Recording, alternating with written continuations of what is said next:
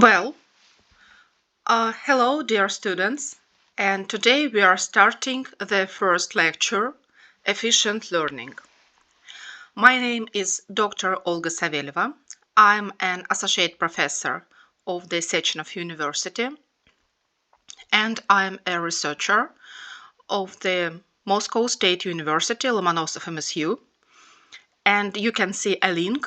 You can visit this link and see information about me as about a scientist. Also, I am a medical psychologist. I'm a senior medical psychologist at the biggest Moscow psychiatric clinic named by Ganushkina. So I have an experience working in psychiatry. So I hope it would be useful for you in our course.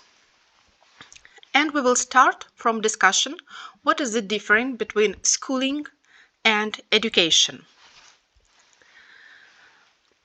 For most people, these two concepts are the same, but there are lots of differences between education and schooling. Education involves formal and informal ways of gaining knowledge, while schooling stands for the initial and secondary stage of a formal education system that take place in school. Schooling is merely going to school, attending classes, and waiting to write and pass an examination. School is the initial stage of formal student education in most countries. It's common for youngers who are below the age of schooling to attend preschools for basic education skills. The historical evidence of education institutions similar to schools in the present day runs back to the days of ancient Greek, Rome, and Indian civilizations. In all these ancient contexts, attendance to formal education institutions were considered a privilege and depend on social classes. In the modern day, school education is considered as one of the basic rights of citizens. As well, many countries have government schools and their fee is rather affordable to the general public. The students in school are educated in classroom settings with teachers acting as resource persons. Formal aspect of education is always systematic, prescheduled, and well administrated. In addition, each stage of formal education leads to higher levels of education. As well, more importantly, all other informational means of knowledge, like learning from peers in work situations from sources like books, online sources, and free lecture sessions that take place outside educational institutions are also part of education. Most of the time, the learning content is not prescheduled. It's either random or depends on the interests of the learner. It's noteworthy that the term education stands both these formal institutionalized and informal personalized ways of learning. Also, we will talk about epistemology and different theories of learning. As you see, when we are talking about schooling, we are mostly talking about objectivism and behaviorism approaches for learning and studying. And when we are talking about the education, we are talking about cognitivism, constructivism, and connectivism.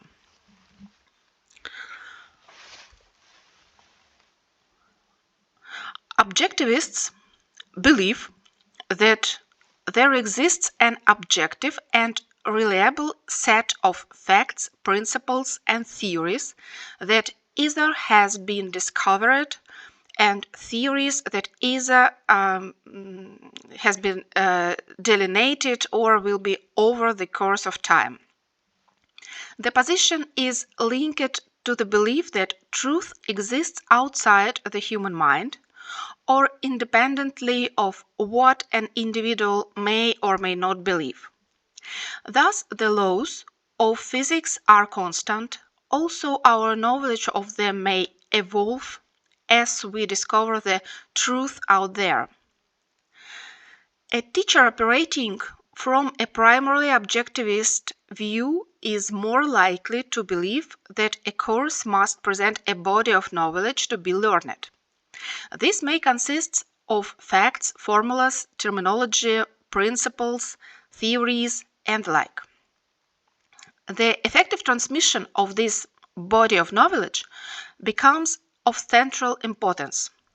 Lectures and textbooks must be authoritative, informative, organized, and clear. The student's responsibility is accurately to comprehend, reproduce, and add to the knowledge handed down to him or her within the guiding epistemological framework of the discipline based on empirical evidence and the testing of hypotheses. Course assignments and exams would require students to find right answers and justify them.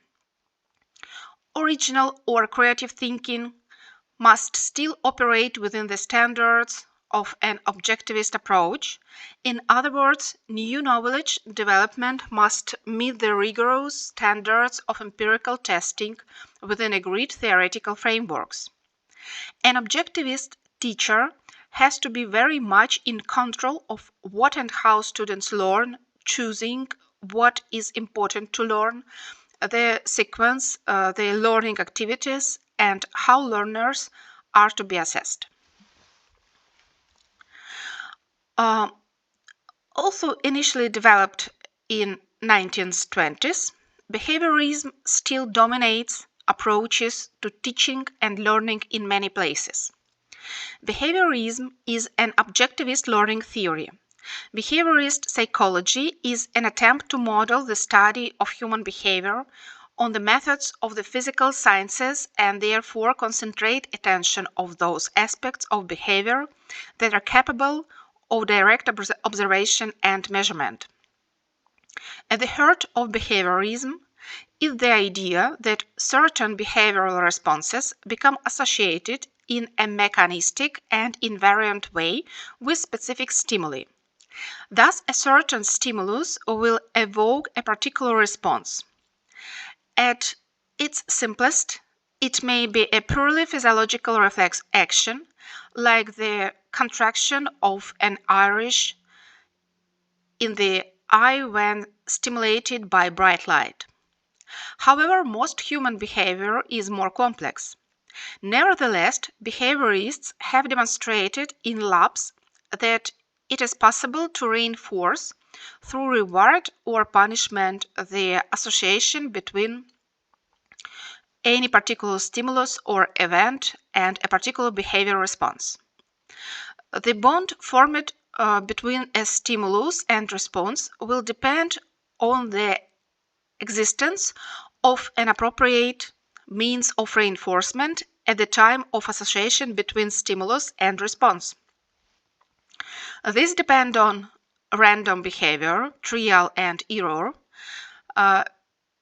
being appropriately reinforced as it occurs.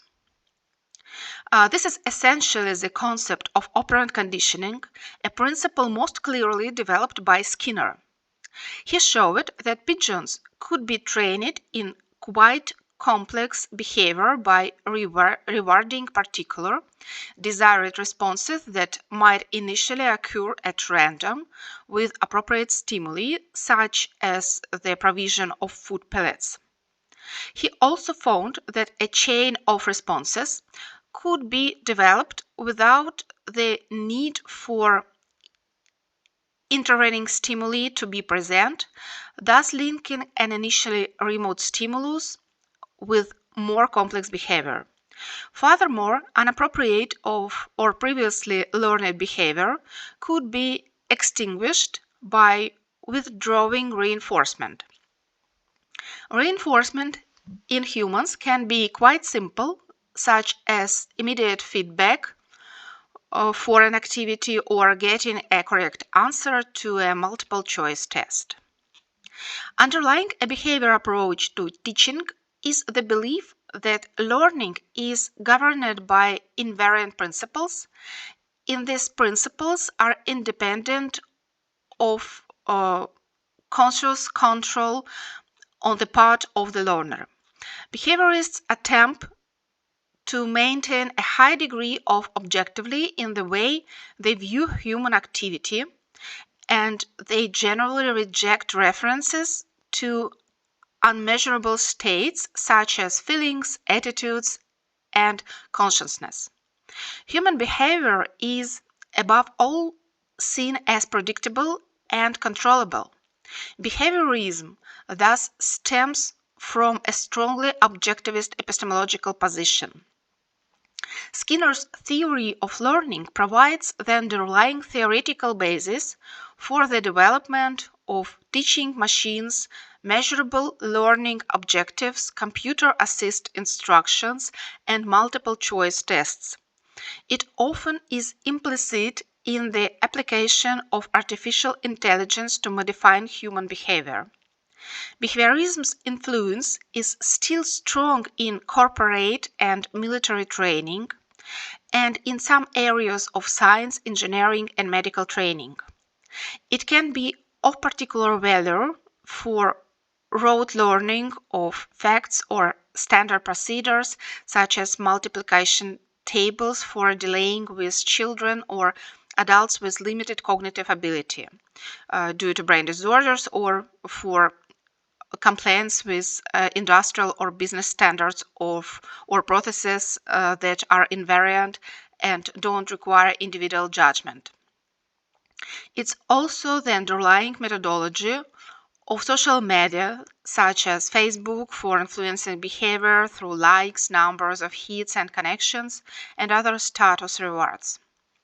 Behaviorism, with its emphasis on reward and punishment as drivers of learning and on predefined and measurable outcomes, is the basis of populist conceptions of learning among many parents, politicians, and so on. Lastly, also, behaviorism is an objectivist approach to teaching. It's not the only way of teaching objectively. For instance, problem-based learning can still take a highly and objective approach to knowledge and learning. An obvious criticism of behaviorism is that it treats human as a black box, where inputs into the black box and outputs from the black box are known and measurable.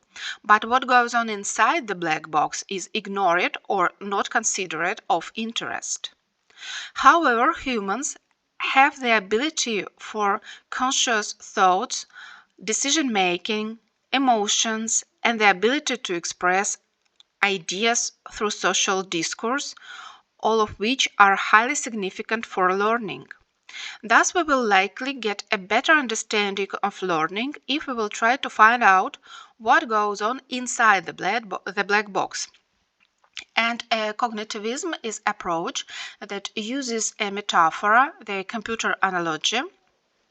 It looks like cognitive psychologists often compare the human mind to a computer, whereas the input information perceived by the senses, then cognitive processes occurring in the brain, and on the output we can observe a behavior. Cognitivists, therefore, have focused on identifying mental processes, internal and conscious representations of the world that they consider are essential for human learning. Fontana summarized the cognitive approach to learning as follows. The cognitive approach holds that if we understand learning, we cannot confine ourselves to observable behavior, but must also concern ourselves with the learner's ability mentally to reorganize his psychological field. in response to experience. This later approach, therefore, lays stress not only on the environment, but upon the way in which the individual interprets and tries to make sense of the environment. It sees the individual not as the somewhat mechanical product of his environment, but as an active agent in the learning process, deliberately trying to process and categorize the stream of information fed into him by the external world. Thus, the search for rules, principles, or relationships in processing new information and the search for meaning and consistently in reconciling new information with previous knowledge are key concepts in cognitive psychology. Cognitive psychology is concerned with identifying and describing mental processes that affect learning, thinking, and behavior, and the conditions that influence those mental processes. Bloom's taxonomy is a hierarchical arrangement of 6 processes where each level involves a deep cognitive understanding. These levels go from simplest to complex. They allow students to build on their prior understanding. Bloom's publication, Taxonomy of Educational Objectives, has become widely used around the world to assist the preparation of evaluation materials. Bloom's taxonomy is applicable in different education situations at all levels and areas of learning. In his research, Bloom concluded that achieving the highest results in a particular field of work requires at least decades of dedication, renunciation, and hard work. Bloom surveyed a sample of about 120 leading mathematicians, physicists, biochemists, artists, pianists, athletes, tennis players, swimmers, and so on. The result of the research showed that each of them needed at least 10-15 years of hard work, learning, practicing, coaching, and dedication to achieve mastery in their specific area of expertise. The role of educators, teachers, and professors during their professional work improves the conditions in the environment of students to express their knowledge, talents in the highest possible sense. The advantages of individual learning and mentoring is that if a student makes a mistake, he or she receives feedback from a mentor, then a correction follows to ensure the performance and high quality of work. Successful students search the textbook and relevant sources for correcting mistakes so that they don't repeat themselves. With the help of his mentor, Bloom developed methods that would create a master of science from students, not just those who would memorize theory and facts and repeat the lesson learned. Taxonomy is a scientific discipline that classifies certain organisms based on their similarities and differences. Bloom proposed 3 domains of learning: the cognitive domain, knowledge, the affective domain, attitudes, and the psychomotor domain, skills. The cognitive domain suggests that objectives can be ranked in order of their cognitive difficulty from knowledge at the most basic for evaluation at the most cognitively taxing, as it follows: knowledge, understanding, application, analysis, synthesis, evaluation. Each level depends on the student's ability to complete the previous level or previous levels, phases. For example, a student applying knowledge, phase 3, he must certain information, phase 1, and at the same time they understand that information, phase 2. Bloom's taxonomy was revised by Lauren Anderson, a former Bloom student, and David Crowhall, Bloom's original research partner. They redefined the neurocognitive processes in the taxonomy and further arranged them hierarchically by listing the corresponding sublevels. The revised taxonomy retains 6 levels of the educational goals, but now these are formulated as actions, verbs, not nouns, as in Bloom's taxonomy. In the second dimension, different types of knowledge are represented: knowledge of facts and data, knowledge of terminology, and knowledge of specific details and elements of some content. Conceptual knowledge, knowledge of classifications and categories, knowledge of principles and generalizations, and knowledge of theories, models, and structures. Procedural knowledge, knowledge of subject-specific skills and knowledge of algorithms, knowledge of subject-specific techniques and methods, and knowledge of the criteria for applying appropriate procedures. And metacognitive knowledge, knowledge of strategies, knowledge of what it takes to work on tasks, knowledge of oneself. So here is 6 levels of Bloom's taxonomy, and we will start from the nearest.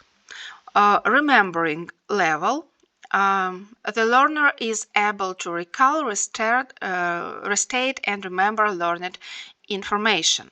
Requirements or instructions that trigger typical knowledge-seeking or identifiable activities and instructional words you can use can include recognizing, listening, describing, identifying, naming, locating, and so on. You can, for example, be asked, can you recall information? It means that you have to operate only information on the remembering level. Understanding level, the learner grasps the meaning of information by interpreting and translating what has been learned. The key words here is interpreting, summarizing, paraphrasing, classifying, and so on. And the control question could be, can you explain ideas or concepts? It means that the student have to remember the information from the nearest level and to work with this information to understand, to answer these questions. The applying level, the learner makes use of information in a context different from the one in which it was learned. And keywords here: implementing, carrying out, using, executing, and so on. And the student could be asked, can you use the information in another familiar situation? Analyzing level, the learner breaks learned information into the parts to best understand that information. The keywords here: comparing, organizing, deconstructing, and so on. The question here could be, for example, can you break information into parts to explore understandings and relationships? The next level, evaluating level, the learner makes decisions based on in-depth reflection, criticism, and assessment. The keywords here are checking, criticizing, experimenting, judging, testing, detecting, and so on.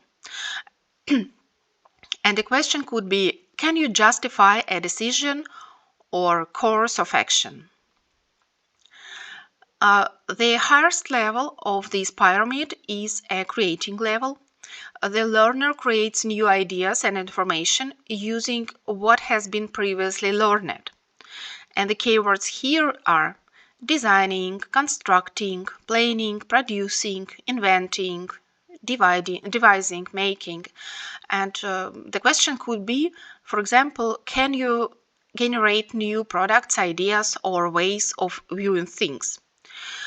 During education, students usually have to write down a scientific paper to get a diploma or to get a PhD. So this task, actualizing the all 6 levels of the Bloom's taxonomy model. And here is a table with a list of verbs you can find in different levels of this model. So it can help students to understand which level is actualizing during this stage of education. And let's continue the Bloom's taxonomy model. And we just have discussed a cognitive domain, and now we will talk about the affective domain. Affective domain contains the attitudes, values, and interests of the person. Like the cognitive domain, it too divides its objectives into hierarchical subdivisions. This domain addresses the issues of the emotional component of learning and ranges from a basic willingness to receive information to the integration or beliefs, ideas, and attitudes.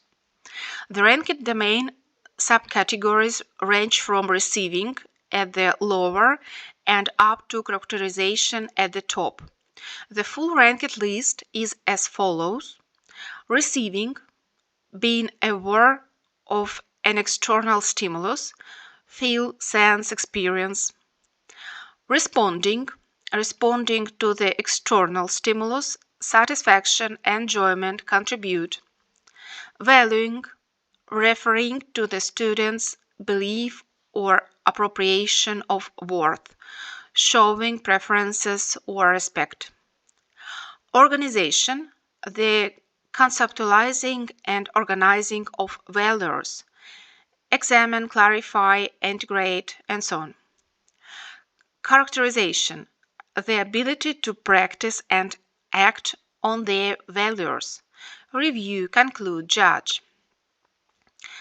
As within the cognitive domain, it's assumed that learning at lower levels is a prerequisite for reaching the next high level.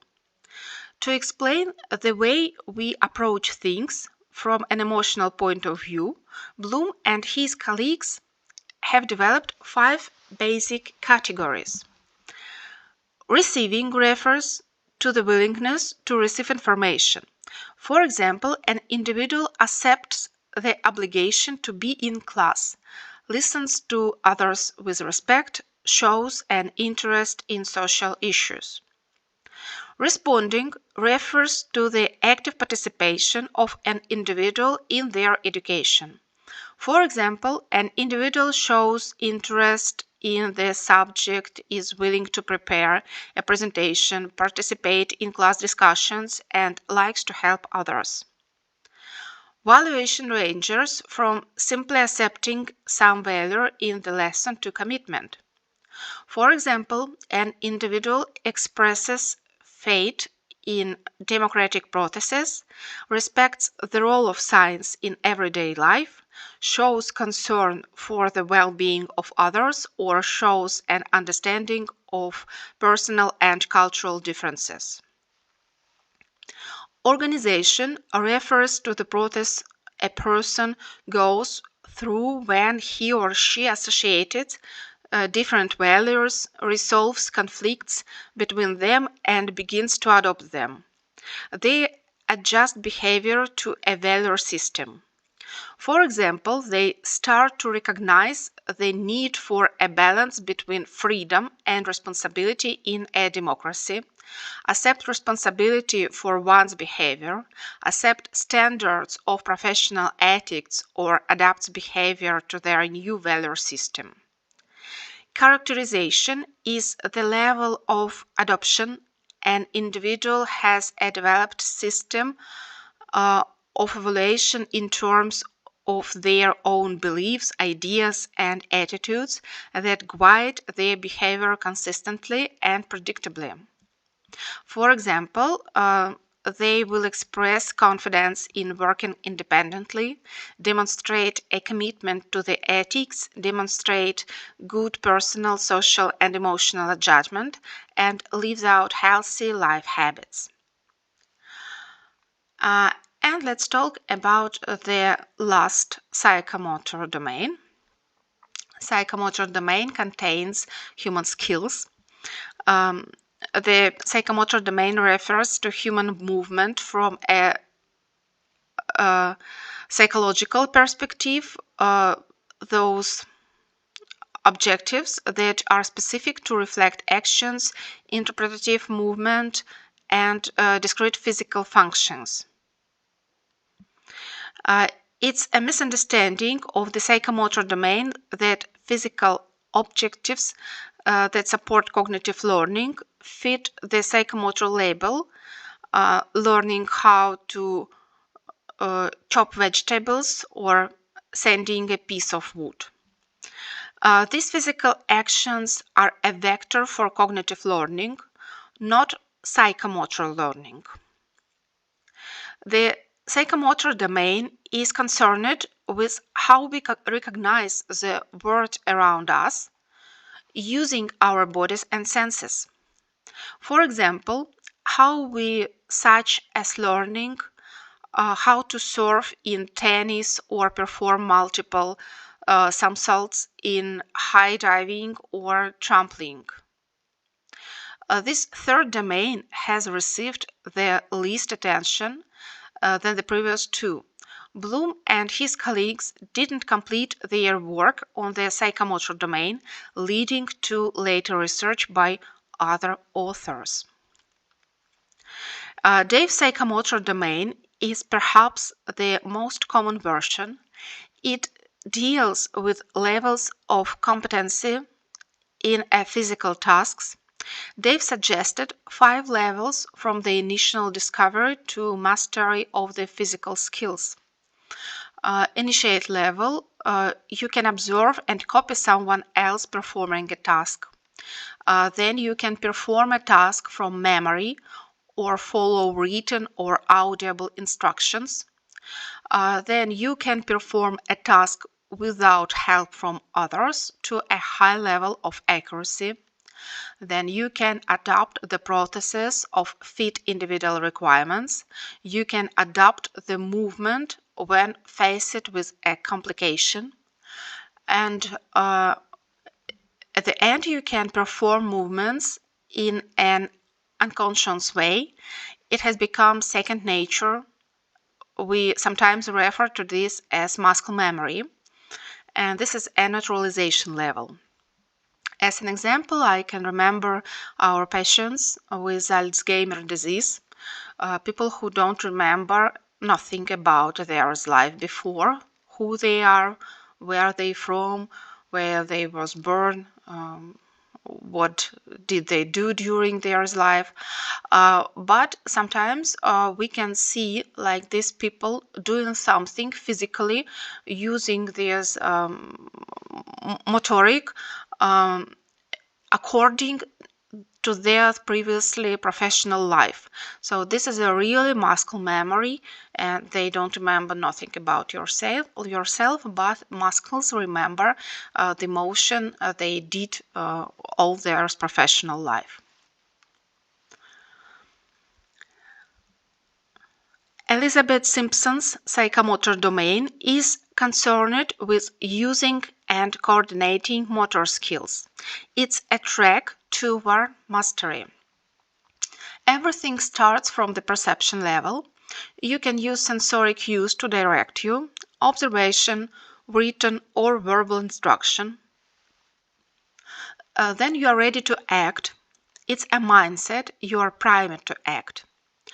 Then the initial stage of mastering a complete skill, you imitate and use trial and error. The mechanism is basic proficiency. You are beginning to form habits and have a basic to medium level of mastery. You can expertly perform complex actions with minimum wasted effort or mistakes. We can talk about adaptation when you can modify your physical movements to overcome new demands. And at the end, you can create new movements based on your learned movements. Anita Harrow classified different types of learning in the psychomotor domain, ranging from reflex actions to those require precise control. Reflex movements, movements present from birth or appear naturally through puberty. Fundamental mechanisms, basic movements, walking, running, jumping, and so on. Perceptual abilities, movements that require a sensory judgment, for example, catching a frisbee or jumping over a hurdle. Physical abilities, movements that require strength, endurance, or flexibility. Skilled movements, movements that are learned for a specific purpose, playing chords or guitar or somersaults in gymnastics. And non-discursive communication, referring to movements associated with non-verbal communication, for example, posture or facial expression. Okay, and we will continue to talk about the different theories of learning. We have discussed objectivism and behaviorism. Also, we talked about a cognitivism, and we took as an example a Bloom's taxonomy model. And now we will talk about constructivism and connectivism that we don't meet in schooling, but we can meet it very often in education. Both behaviorists and some elements of cognitive theories of learning are deterministic in the sense that behavior and learning are believed to be rule-based and operate under predictable and constant conditions over which the individual learners has no or little control. However, constructivists emphasize the importance of consequences, free will, and social influencing on learning. Carl Rogers stated that every individual exists in a continually changing world or experience in which he is the center. The external world is interpreted within the context of that private world. They believe that humans are essentially active, free, and strive for meaning in personal terms, has been around for a long time, and is an essential component of constructivism. Constructivists believe that knowledge is essentially subjective in nature, constructed from our perceptions and mutually agreed upon conversions. According to this view, we construct new knowledge rather than simply acquire it via memorization or through transmission from those who know to those who don't know. Constructivists believe that meaning or understanding is achieved by assimilating information, relating it to our existing knowledge, and cognitively processing it. In other words, thinking or reflecting on new information. Social constructivists believe that this process works best through discussion and social interaction, allowing us to test and challenge our own understandings with those or others. For constructivists, even physical laws exist because they have been constructed by people from evidence, observation, and deductive or intuitive thinking, and most importantly, because 13 communities of people, in this example scientists, have mutually agreed on what constitutes valid knowledge. Constructivists argue that individuals consciously strive for meaning to make sense of their environment in terms of past experience and their present state. It's an attempt to create order in their minds out of disorder, to resolve incongruities, and to reconcile external realities with prior experience. The means by which this is done are complex and multifaceted, from personal reflection, seeking new information, to testing ideas through social contact with others. Problems are resolved and incongruities sorted out through strategies such as seeking relationships between what was known and what is new, identifying similarities and differences, and testing hypotheses or assumptions. Reality is always tentative and dynamic. One consequence of constructivist theory is that each individual is unique because the interaction of their different experiences and their search for personal meaning results in each person being differing from anyone else. Thus, behavior is not predictable or deterministic, at least not at the individual level, which is a key distinguished feature from cognitivism, which seeks general rules of thinking that apply to all humans. The key point here is that for constructivists, learning is seen as essentially a social process requiring communication between learner, teacher, and others. This social process cannot effectively be replaced by technology, also technology may facilitate it. For many educators, the social context of learning is crucial. Ideas are tested not just on the teacher, but with fellow students, friends, and colleagues. Furthermore, knowledge is mainly acquired through social processes or institutions that are socially constructed, schools, universities, and increasingly these days, online communities. Thus, what is taken to be valued knowledge is also socially constructed.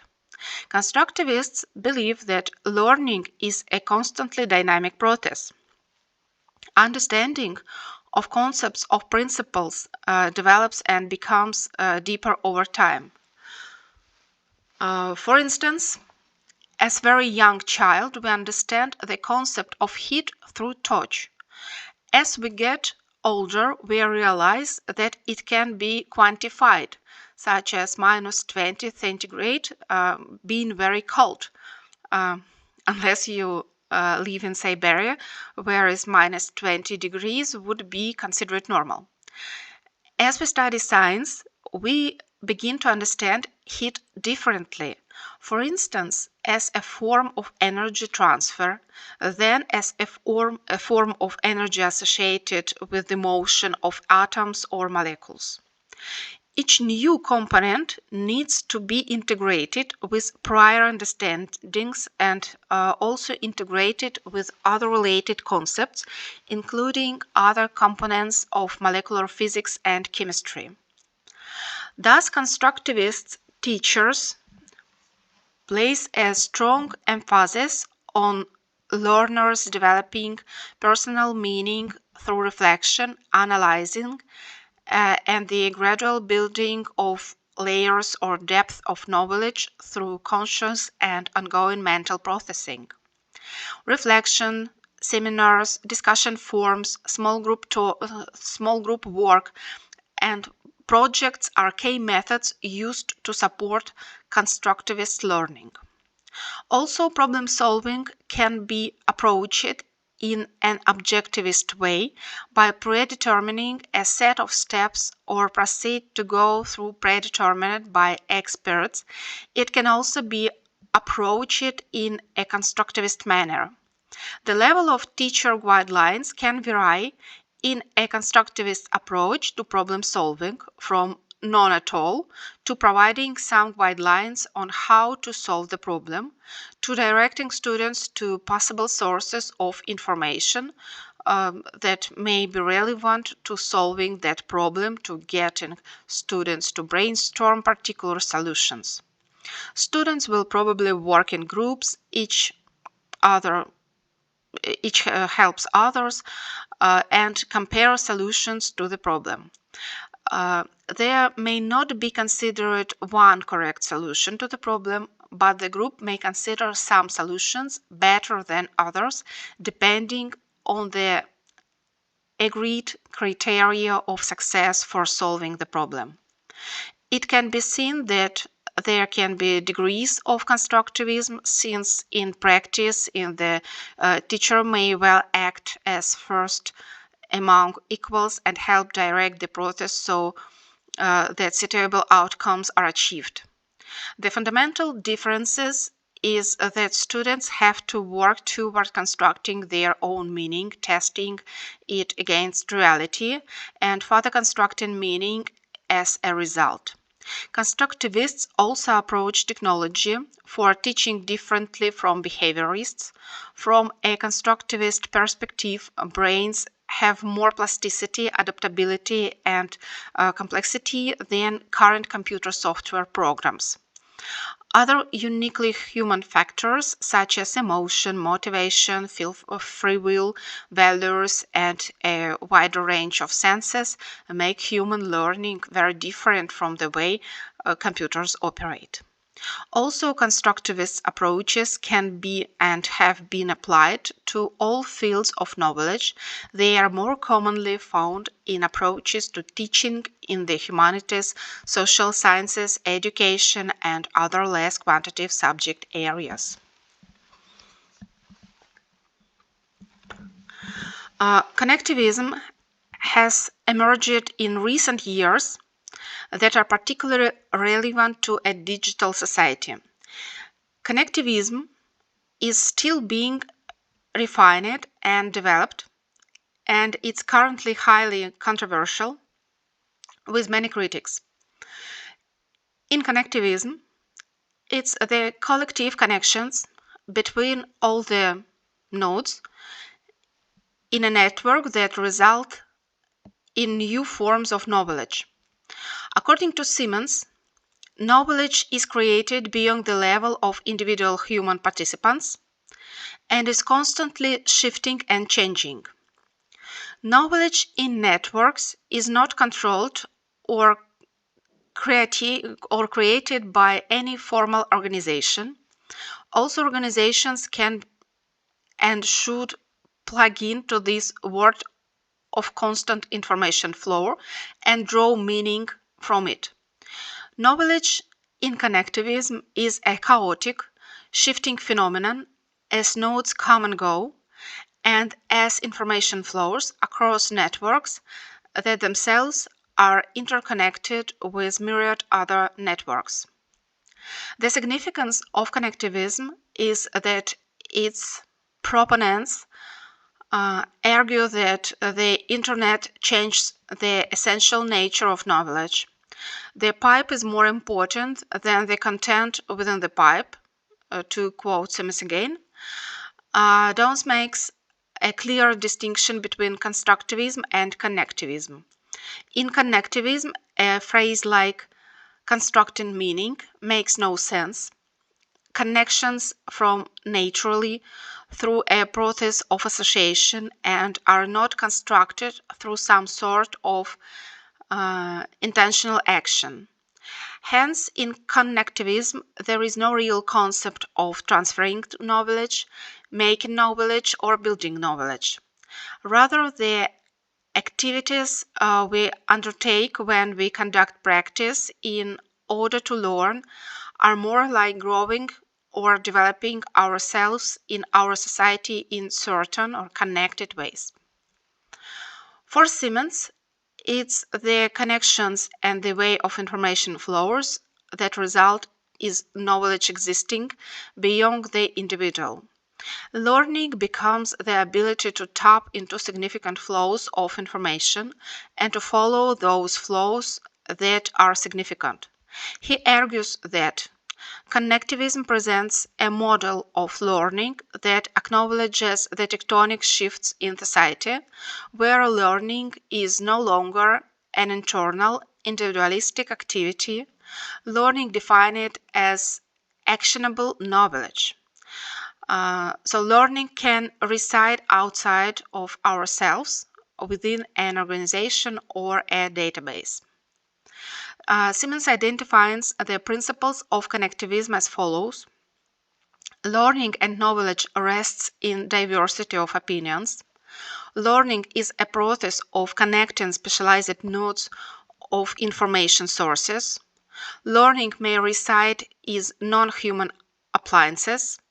Capacity to know more is more crucial than what is currently known. Nurturing and maintaining connections is needed to facilitate continual learning. Ability to see connections between fields, ideas, and concepts is a core skill. Currently, accurate, up-to-date knowledge is the intent of all connectivist learning activities. And decision-making is itself a learning process. Choosing what to learn and the meaning of incoming information is seen through the lens of a shifting reality. While this is a right answer now, it may be wrong tomorrow due to alterations in the information climate affecting the decision. So, and Dawn states that it's heard connectivism is the thesis that knowledge is distributed across a network of connections, and therefore that learning consists of the ability to construct and traverse those networks. Connectivism implies a pedagogy that seeks to describe successful networks as identified by their properties, which we can characterize as diversity, autonomy, openness, and connectivity. And also, connectivism implies a pedagogy that seeks to describe the practices that lead to such networks, both in the individual and in society, which we can characterize as modeling and demonstration on the part of a teacher and practice and reflection on the part of a learner. And now let's talk about campus-focused methods of teaching. You know these forms: lecturing, seminars, experimental learning, including lab work. A seminar is a group meeting, either face-to-face or online, where a number of students participate at least as actively as a teacher. Also, the teacher may be responsible for the design of the group experience, such as choosing topics and assigning tasks to individual students. Seminars have a very long history, going back at least to the time of Socrates and Aristotle. Socrates used dialogue and questioning to help others recognize on their own what is real, true, and good. Thus, it can be seen that seminars reflect a strongly constructivist approach to learning and teaching. The format can vary a great deal. One common format, especially at the graduate level, although similar practices can be found at the school, is for the teacher to set advanced work for a selected number of students and then have the selected students presented their work to the whole group for discussion, criticism, and suggestions for improvement. Also, there may be a time for only two or three students' presentations in each seminar.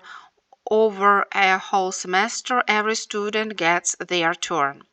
Another format is to ask all the students in a group to do some specified advanced reading or study, then for the teacher to introduce questions for general discussion within the seminar that requires students to draw on their earlier work. What is experimental learning? Experimental learning,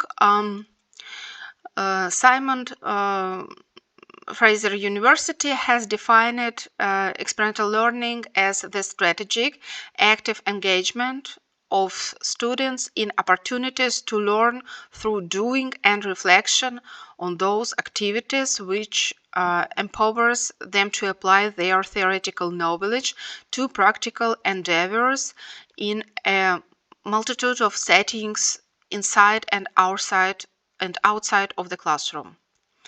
So there are many different theorists in the area, such as philosopher John Dewey and more recent David Kolb. There is a wide range of design models that aim to embed learning within the real-world contexts, including laboratory, workshop or studio work, problem-based learning, case-based learning, project-based learning, cooperative work, and so on. The focus here is on some of the main ways in which experiential learning can be designed and delivered, and in ways that help develop the knowledge and skills needed in a digital age. And a few words about the role of motivation during studying, and we will discuss meaningful and rote learning styles of studying. Researchers have identified a distinction, often intuitively recognizing by instructors, between meaningful and rote learning. Meaningful learning involves the learner going beyond memorization and surface comprehension on facts, ideas, or principles to a deeper understanding of what those facts, ideas, or principles mean to them. Scientists have conducted a number of studies that examined how university students actually go about their learning, make the distinction between deep and surface approaches to learning.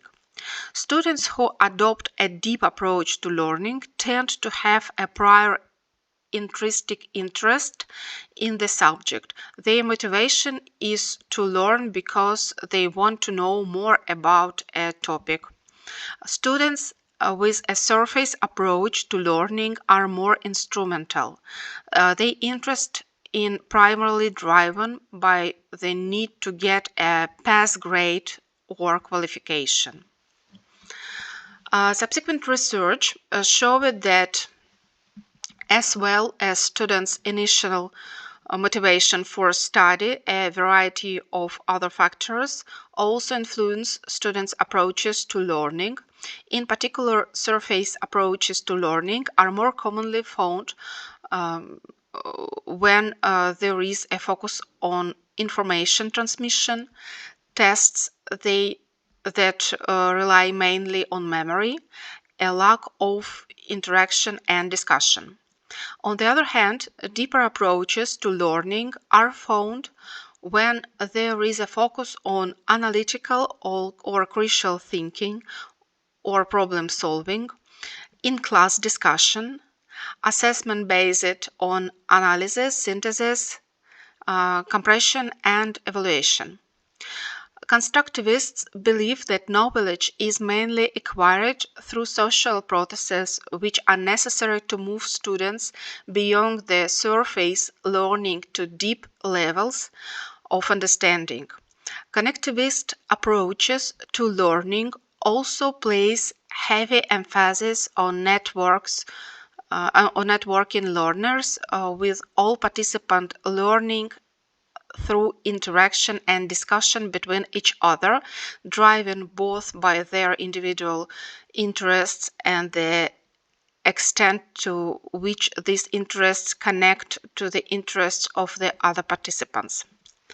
Academic knowledge requires students to move constantly from the concrete to the abstract and back again, and to build or construct knowledge based on academic criteria such as logic, evidence, and argument. Conversation and discussion is crucial if this is to be achieved. And you can see on your screen the approaches we have discussed, the direct approaches, behaviorism, and cognitivism, and a part of constructivism, and the non-directional approaches such as a part of constructivism and connectivism. They're using different methods, but I want to remind you Plutarch's word that the mind is not a vessel to be filled, but a fire to be kindled. And it looks that it's mostly your responsibility which way you will choose during education, the passive way or an active way. So I wish you luck during your education at the Sechenov University, and we will see in our next class and in our second lecture. Goodbye, dear students. Have a good day. I wish you luck in your education. Bye-bye.